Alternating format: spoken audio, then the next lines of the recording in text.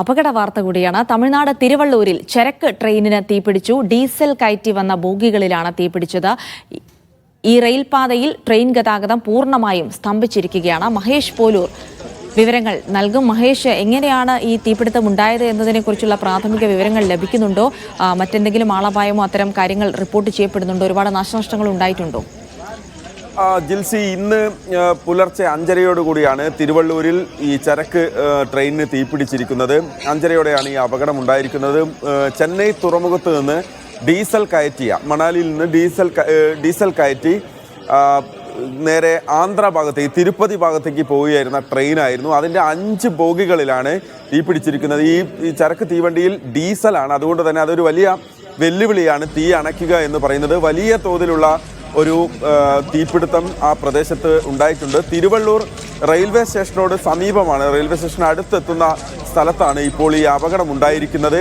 ഏതാണ്ട് ജനവാസ കേന്ദ്രമാണ്. 50-ലധികം വരുന്ന വീടുകൾ ഈ പറയുന്ന റെയിൽവേ പാളത്തിനോട് ചേർന്നൊക്കെയുണ്ട്. വളരെ സംയോജിതമായ ഒരു ഇടപെടൽ അവിടെ അധികൃതരുടെ ഭാഗത്തു നിന്ന് ഉണ്ടായി. അതുകൊണ്ട് തന്നെ വലിയ നാശനഷ്ടങ്ങൾ ഉണ്ടായിട്ടില്ല.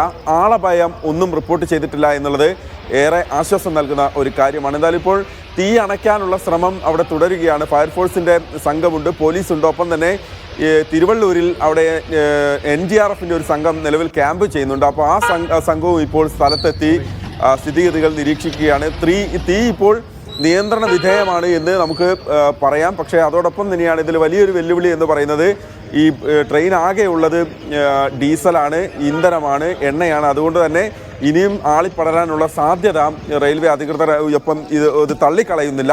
അതുകൊണ്ട് തന്നെ അതീവ ജാഗ്രതയിലാണ് ഈ പ്രദേശം ഇപ്പോഴുള്ളത്.